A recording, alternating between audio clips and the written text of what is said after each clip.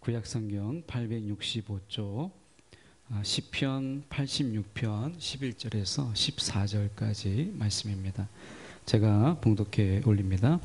여호와여, 주의 도를 내게 가르치소서. 내가 주의 진리에 행하여오리니 일심으로 주의 이름을 경외하게 하소서. 주 나의 하나님이여, 내가 전심으로 주를 찬송하고 영원토록 주의 이름에 영광을 돌리오리니 이는 내게 행하신 주의 인자하심이 크사 내 영혼을 깊은 수월에서 건지셨음이니이다.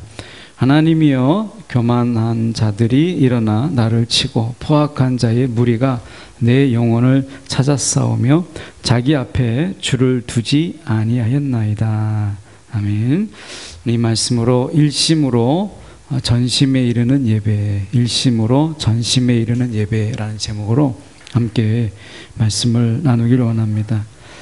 사람이 사람의 마음을 모아서 우리가 한 마음으로 한다라고 하는 것, 그것이 내 안에 있는 내 마음인데 이게 정말 어렵다라고 하는 것을 우리는 삶 속에서 느껴요. 그러니까 내 마음이 나뉘어지는 것을 내가 모을 수 없다라고 하는 거예요. 사람의 마음이 나뉘어지는 것은 정말 쉬운데 나뉘어진 마음을 다시 이렇게 모으는 것이 정말 어렵다라고 하는 거예요. 아마 여러분도 경험하실 거예요. 마음이 내 것인데 내 마음대로 안 되는 것이 너무 많은 게 사람의 마음이에요.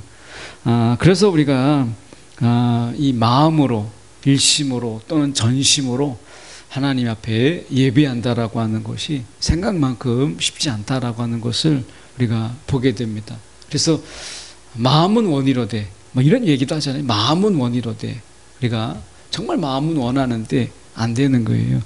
오늘 그런 가운데 시편 86편의 시인은 어떻게 일심으로 또 전심으로 하나님을 찬양했는가라고 하는 것을 저희가 살펴보려고 합니다. 먼저 11절에 보시면 이렇게 말씀합니다. 여호와여, 주의 도를 내게 가르치소서. 내가 주의 진리에 행하리오리니 일심으로 주의 이름을 경외하게 하소서. 그러니까 지금 진리에 행하오리니 말씀하면서 일심으로 주의 이름을 경외하게 하소서. 그 시작이 어디에 있냐면 주의 도를 내게 가르치소서 라고 하는 데서 시작하고 있는 것을 보게 돼요. 오늘 이 어떻게 보면 말씀을 우리 가운데 가리키시고 진리를 가리키는 것을 말씀하시는데 하나님께서요, 우리 가운데 직접적으로 우리를 가리키시는 것을 기뻐하세요. 제가 한번 이렇게 광고를 보니까 이렇게 과외 광고더라고요. 과외 얼마 해가지고 이 과외를 받으면 원하는 대학에 이렇게 이야기하는 광고를 봤어요.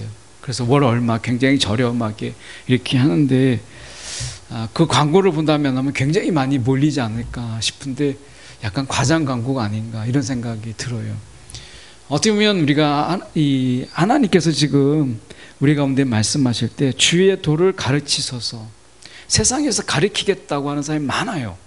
그래서 뭐 좋은 관계, 일타 강사, 우리가 가르치겠다고 하는 사람이 너무 많은 거예요. 뒤집어서 얘기하면 배우려고 하는 사람이 많다. 아니, 배움이 필요한 자들이 많다라고 하는 것을 보게 돼요. 세상은 끊임없이 배움의 연속이에요. 그런데 하나를 배우면 다른 것을 배울 수 없다라는 데 우리의 약함이 있어요. 이 모든 것을 다 배울 수가 없다라고 하는데 우리 한계점이 있죠. 그래서 정말 배워야 될 것들, 내가 알아야 될 것들, 이것을 배우는데 집중하는 것이 좀 필요해요. 모든 것을 다 배우면 우리가 살 수 없다라고 하는 거죠. 물론 우리가 생각할 때 하나님의 말씀만 우리가 그러면 알면 되느냐, 성경만 읽으면 되느냐라고 얘기했을 때 그럴 수 없죠. 우리가 하나님의 말씀만 아는 것, 그리고 하나님 말씀만 읽는 것이 정말 지혜일까요? 그럴 수 없어요. 제가 설교도 준비하고 이렇게 말씀을 읽지만 사실은 성경의 해석을, 또 성경의 해석이라기보다는 성경 속의 지혜, 더 깊은 의미를 아는 것은 성경만 읽을 때라기보다는 다른 책을 읽으면서 그 인사이트를 얻어가지고 통찰력을 얻어서 성경으로 다시 왔을 때, 그때 더 많은 것을 알게 되고 더 많은 것을 깨닫게 되는 것을 보게 돼요. 그러니까 성경만 읽는 자는 어떤 의미에서 바보가 될 수 있어요. 성경 안에 갇혀 있는 이런 부분인 거죠. 왜냐하면 성경 안에 갇혀 있다라고 하는 것은 성경 자체의 그 성경의 그 저작, 어떻게 보면 성경에 쓰이는 것을 이해할 필요가 있어요. 성경에 쓰인 것은 당시의 사회와 경제, 문화, 그리고 당시의 정치, 이런 것들이 고스란히 그 저자의 배경 속에 담겨져 있거든요. 이런 세상을 바라보는 안목, 그리고 세상을 해석하는 저자의 그 영감이, 성경적 인도함이 그대로 성경 속에 담겨져 있어요. 이것을 압축된 거죠. 성경은 그것의 압축이에요. 따라서 이 압축된 것을 풀면 사회가 나오고 문화가 나오고 경제가 나오고 그리고 그 속에 정치가 나와요. 그러니까 성경은 압축된 어떤 글이라는 거죠. 그 속에서 사회, 정치, 경제, 문화, 당시의 이 모든 것이 그 말씀 속에 농축되어 있고 압축되어 있어요. 우리가 파일을 받아보면 압축 파일이 있습니다. 이 압축 파일을 나중에 풀면 굉장히 크기가 커지게 돼요. 이 성경은 일종의 압축 파일과 같아요. 이 압축 파일을 풀면 그 속에서 다양함이 나오네요. 우리도 마찬가지죠. 이 성경을 읽을 때 성경만 읽어서는 성경을 알 수가 없어요. 이 시대를 봐야 되고요. 그리고 이 시대의 문화를 봐야 되고 이 시대의 트렌드를 봐야 돼요. 그리고 성경을 볼 때 훨씬 더 성경이 넓게 보이고요. 더 분명하게 보이고 선명하게 보여요. 그래서 이 시대에도 성경의 가르치심이 필요한 거예요. 왜냐하면 이 시대에 적용된 말씀, 이 시대에 활용될 말씀으로 여전히 살아 계시기 때문에 그런 것입니다. 말씀은요, 문자 그대로 하나의 굳어진 말씀이 아니에요. 하나님의 말씀은 이 시대를 살아가는 우리 가운데 어떻게 살아갈 것인지, 이 시대의 지혜와 지식을 주세요. 어떤 목사님이 저에게 같이 교제하는 중에 그런 얘기를 하더라고요. 챗봇. 그래서 우리가 보면 이 채팅 비슷하게 이제 AI와 대화를 나누잖아요. 그래서 챗 GPT 이렇게 해가지고 한참 유료화되고 있고, 그 유료화 아니더라도 얼마든지 우리가 그 속에서 영적인 것을 한번 질문해 봤다는 거예요. 그 속에서. 그래가지고 믿음이 뭐냐부터 시작해서 우리가 예수 그리스도, 그리고 신앙의 성장, 뭐 이런 걸 막 질문했더니 답이 나오더라는 거예요. 그래서 이야기하는 게, 나중에 성경 안 봐도 될 것 같아. 다 답을 이야기해. 근데 그 답이 얼마나 성경적이냐라고 하는 것은 두 번째 문제이고, 영적인 질문을 그 챗 GPT가 대답해 준다라는 것. 이제 영적인 질문은 이제 성령께 묻고 하나님께 묻고, 우리가 정말 예배 드리는 중에 하나님께 뜻을 구하는 이런 것이 필요 없는 시대가 올 수도 있겠다. 여러분의 신앙의 고민을 이제 하나님께 묻고 기도 가운데 하나님께 매달려서 그 답을 구하는 게 아니라 챗 GPT에게 물어보면 바로 나오는 거예요. 이런 시대가 되었다라고 해요. 이런 시대에 하나님 우리 가운데 말씀하세요. 여호와여 주의 도를 내게 가르치소서라고 말씀하세요. 지금도 하나님의 가르침은 더 필요하다. AI가 있는 이 시대 속에서 우리가 어떻게 보면 마치 이 햄버거를 시킬 때 인스턴트 식품처럼 바로바로 나오는 이런 거 익숙한 우리가 뭔가 질문할 때 바로 AI가 대답을 해주는 거에 익숙할지 모르겠지만, 우리가 지금 느린 음식이 더 유행하잖아요. 느린 음식. 이 패스트푸드가 막 넘쳐나는 세상 속에서 이 슬로우 푸드를 우리가 찾는 경우가 많아요. 기다림의 시간, 음식이 될 때까지 기다려요. 조리되는 시간을 기다려요. 그래서 어떤 음식점은 그 기다림의 시간을 오히려 즐기도록 하는 것을 보게 돼요. 제가 한번 파주에서 목사님들하고 고기를 오래됐죠. 한번 같이 먹은 적이 있는데 거기에는 이 수저와 저분을 주질 않아요. 다른 것에 입맛을 맛보도록 하지 않아요. 맨 마지막에 거기 와서 고기도 거줍니다. 종업원이 와서 고기도 거주고, 그래서 고기가 적당하게 익을 때 그때 이 젓가락을 줘요. 그 익어가는 냄새, 그리고 익어가는 막 지글지글하는 그 소리, 이것에 충분하게 이 배고픔을 느끼도록 그 입맛을 느끼는 거예요. 그 익어감의 그 색깔의 변함, 그 소리에 마치 ASMR처럼 너무 배가 고프면 거기에 귀를 기울이게 돼요. 그러다가 젓가락을 딱 주고 고기 한 점을 딱 먹으면 너무 맛있는, 반찬을 먹고 뭐 요거 김치도 먹어보고 하는 가운데 고기 한 점을 먹어보는 거하고, 고기가 다 익어갈 때 젓가락으로 처음부터 고기를 딱 먹는 거하고 전혀 다르더라고요. 하나님이 이 시대에 우리의 가르침은 굉장히 늦게, 마치 슬로우 푸드를 우리 가운데 제공하는 것처럼 하나님이 그렇게 주세요. 여러분 기도해보면 아시잖아요. 여러분 기도가 패스트푸드처럼 기도하자마자 바로 응답되십니까? 그런 경우도 있지만 훨씬 더 많은 경우에 하나님의 이 가르침은 너무나 느린 그런 가르침의 슬로우 푸드예요. 그래서 이 시대에 AI가 즉각적으로 답을 하거든요. 영적인 질문에 대해서 거침이 없어요. 그런데 하나님은 AI보다 훨씬 느려요. 하나님은 AI보다 훨씬 더뎌요. 그런데 우리가 영적으로 우리가 생명은 AI에게 없어요. 영적인 생명력의 가르침은 오늘 주님께 있는 거예요. 그래서 시인은 이야기합니다. 여호와여 주의 도를 내게 가르치소서. 이 기도가, 이 가르침이 저와 여러분에게도 이 시대에 필요한 거예요. 이 AI 시대 속에서도 여러분 살아 역사하시는 하나님의 가르침이 필요합니다. 너무 느리거든요, 답이. 그런데도요, 거기에는 사랑이 있어요.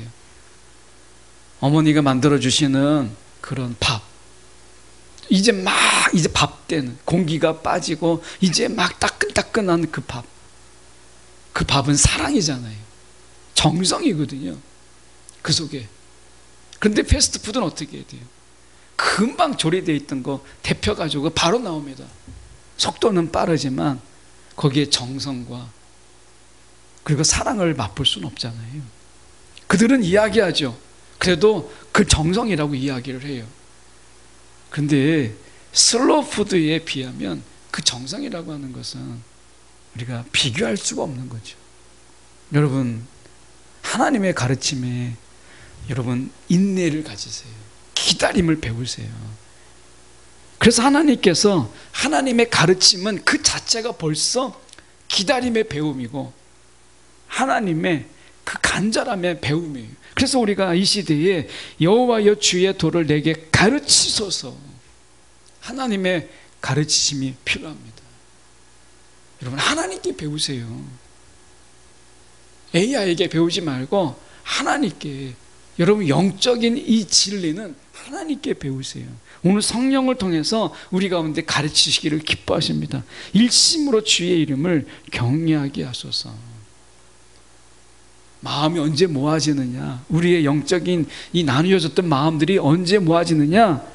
하나님께 진리를 배울 때 우리의 마음은 모아져요. 그 전에 보면 우리가 한자를 배우거나 또는 무술을 배울 때 어떻게 하죠? 제일 먼저 뭐부터 해요? 허드렛 일부터 합니다. 빗자루 가지고 쓰는 것부터 시작해서 우리가 청소하는 것, 뭐 식사 준비하는 것, 이런 거 허드렛 일부터 해요. 그거 왜 그러겠어요? 분산된 마음들, 쪼개진 마음들을 하나로 모으는 데부터 하는 거예요. 그러니까 청소를 하더라도 온 마음을 다해서, 내가 설거지를 하더라도 온 마음을 다해서 하는 거죠. 그래서 마음을 모으는 것부터 배우는 거예요. 우리가 하나님께 여러분 배울 때 먼저 마음을 모으는 것을 하나님께서 가르치십니다. 일심으로. 여러분 우리가 신앙생활 하면서 어때요? 하나님이 우리의 마음을 모아주시잖아요. 쪼개지고 나뉘어지고 여기에 떼어주고 저기에 떼어주고 했던 우리의 마음들 어떻게 해요? 다시 다 불러 모으세요. 그래서 하나님의 가르침의 시작은 어디서? 일심, 우리의 마음을 모으는 데 있어요. 이것부터 가르치시는 거예요. 12절에 가서 보세요. 주 나의 하나님이여 내가 전심으로 주를 찬송하고, 하나님이 이 마음을 모으는 것으로 우리가 전심을 다해서 주를 찬양하고 이렇게 말씀하시죠.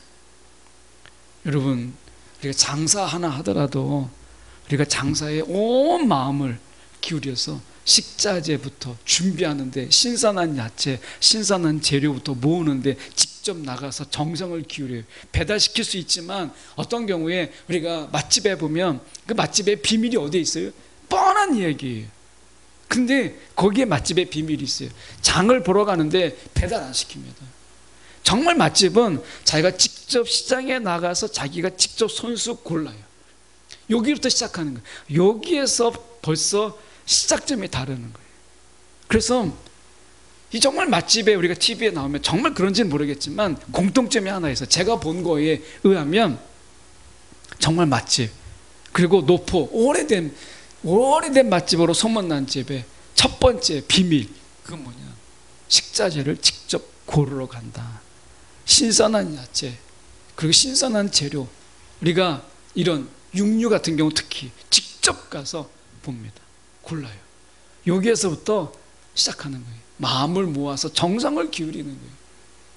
우리가 보면 하나님 앞에, 저는 그런 프로를 볼 때마다 우리가 하나님 앞에 찬송하고 하나님께 예배를 드리는데 저 정도의 정성을 가지고 있을까?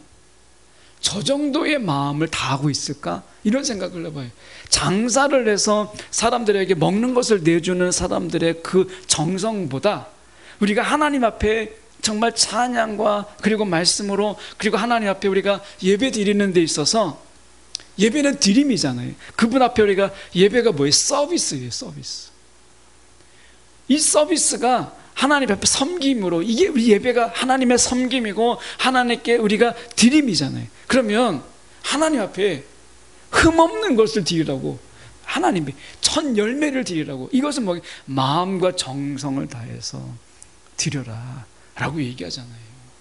그러면 손님 앞에 내놓는 식사 하나에도 그렇게 마음을 기울이고 시간을 들이고 정성을 들이는 식당의 그 사장, 식당업을 하는 그런 분들에 비해서 우리가 정말 마음을 다하고 있는가, 정성을 다하고 있는가 라고 하는 것을 보게 돼요. 야, 저 정도의 정성이면 하나님이 예배 받으시겠다. 야, 저런 사람이 예배 드리면, 그런 생각 해보거든요. 야, 저런 사람들이 예배 드리면 진짜 예배 잘 드리겠다. 왜냐하면 마음을 드리는 훈련을 하고 있잖아요. 마음을 드리는 훈련. 하는 일은 달라도 우리가 마음을 모아서 전심으로 일심으로 우리가 마음을 다하는 것은 같은 거예요. 이게 구도자의 심정이라고 하거든요. 구도자, Secret Service. 그러니까 이 구도자의 마음은 같아요.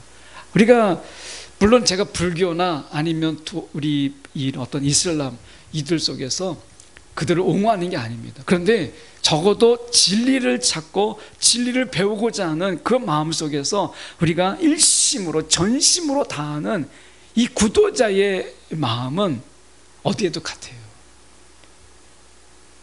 우리 가운데 하나님께서 이 구도자의 마음을 구하는 거예요.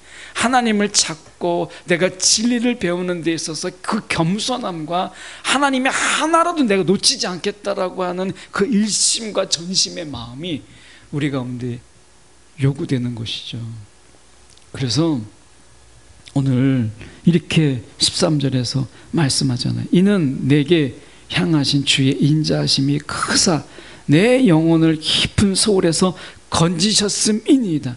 자, 이 건지셨음이니이다라는 말은 어법이 틀렸어요. 과거거든요. 앞에서 보세요. 경외하게 하소서. 그리고 내가 11절에 보세요. 내가 주의 진리에 행하오리니. 행할 것이다라고 말하고 있는 거잖아요.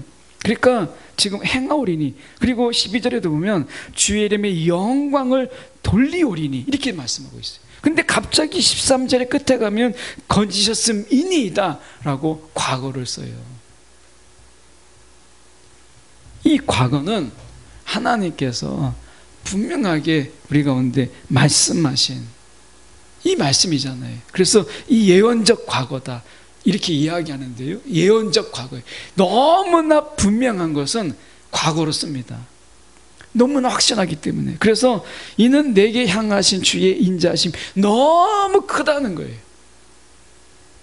그 인자하심이 너무나 커서 내 영혼을 깊은 소홀, 이 소홀은 지옥이기도 하고요, 우리가 험난한 골짜기이기도 하고 어떻게 보면 깊은 흑암이기도 해요. 여러 의미로 쓰는데 그에게 있어서 스올은 뭐냐, 14절에 나옵니다. 이 시인에게 있어서 스올은 뭐냐, 교만한 자들이 일어나서 나를 치고 포악한 자의 무리가 내 영혼을 찾는 거예요. 그의 생명을 찾는 거예요. 죽음에 이끌기 위해서. 그래서 어떻게 교만한 자들이 자기를 치고 있다는 거예요. 교만한 자들이.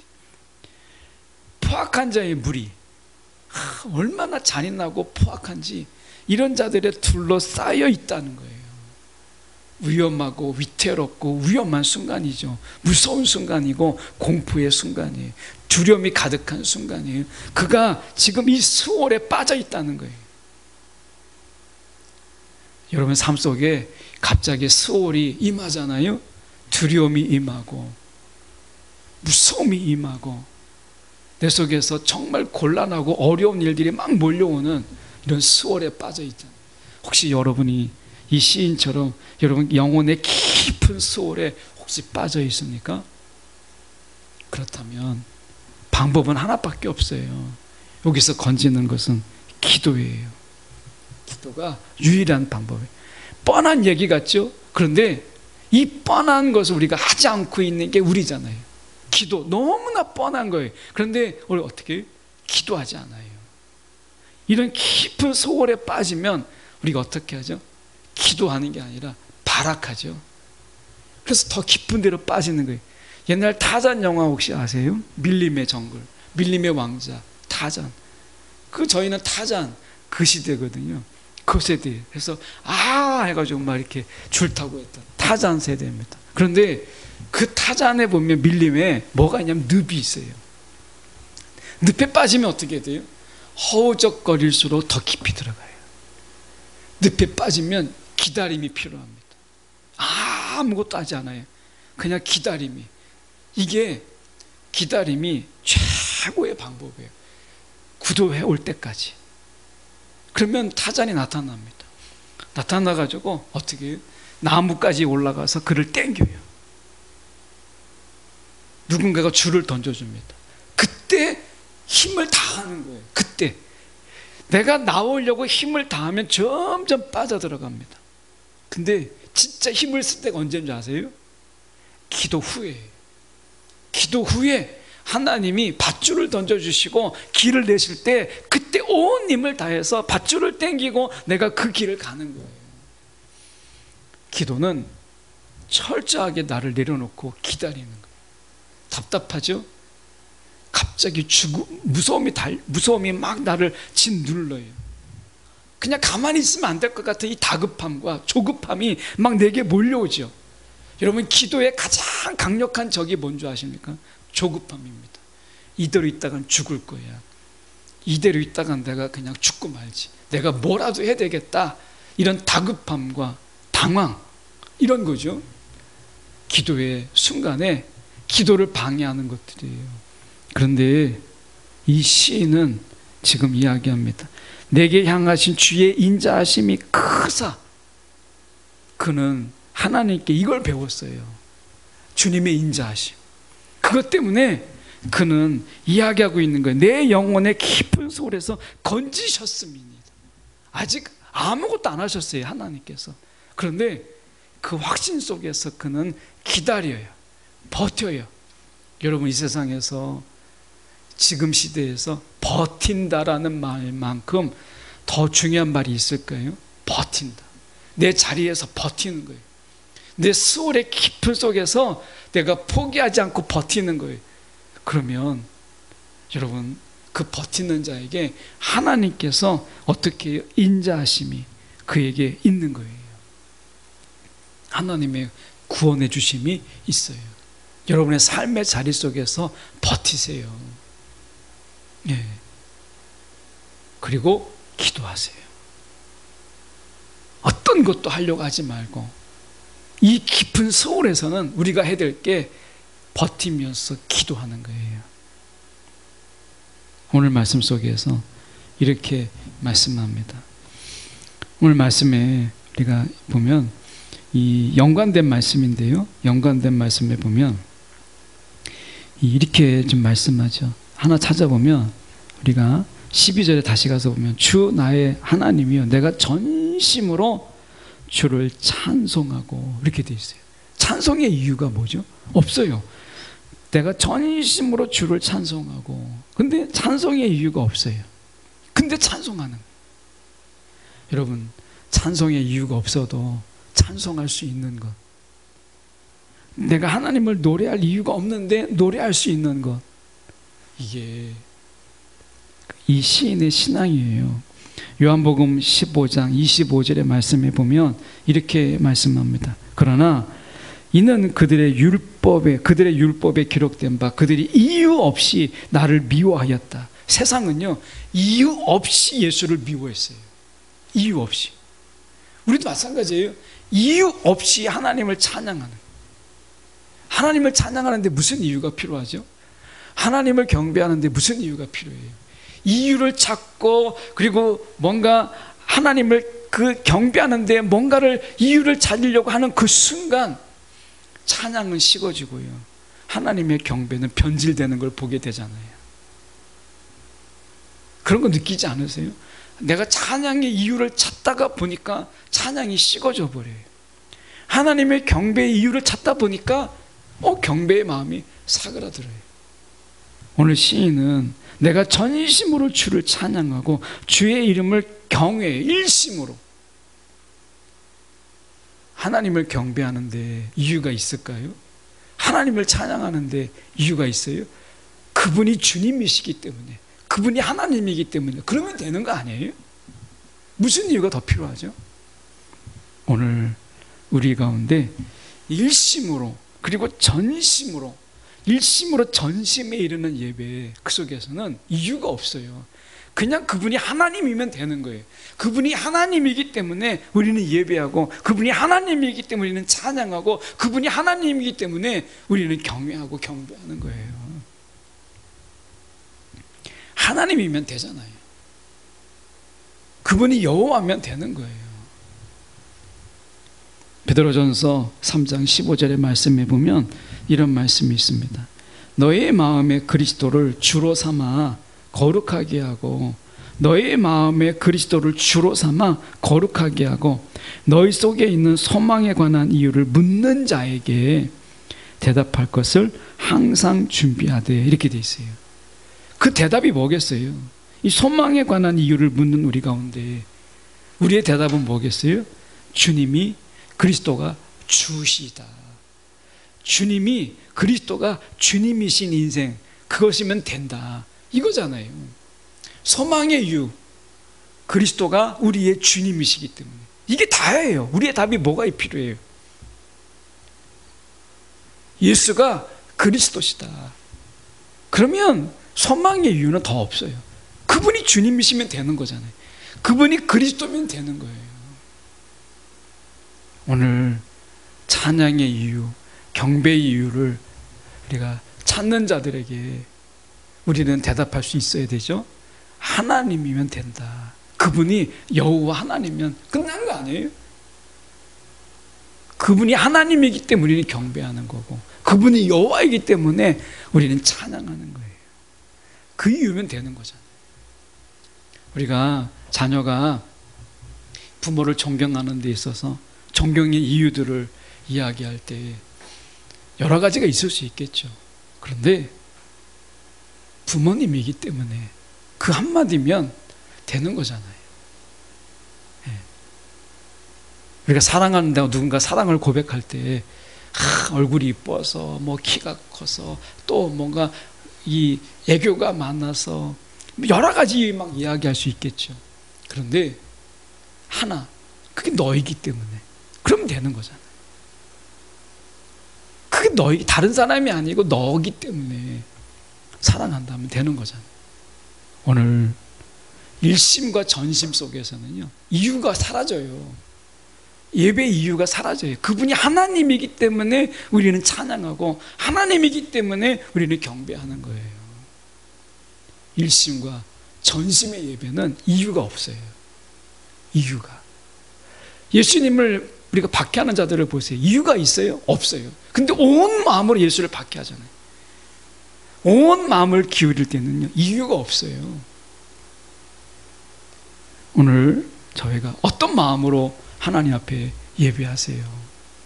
오늘 일심으로 그리고 전심에 이르는 예배, 이유가 없는 예배, 이유가 없는 예배. 그분이 하나님이기 때문에 내 마음에서 막 찬양의 마음이 나오고, 그분이 하나님이기 때문에 그분이 하나님이라는 그 단 한 가지, 그것 때문에 우리 속에서 경배함이 나오는 이런 예배가 일심에서 전심에 이르는 예배 아닐까, 함께 말씀을 통해서 제가 살펴봅니다.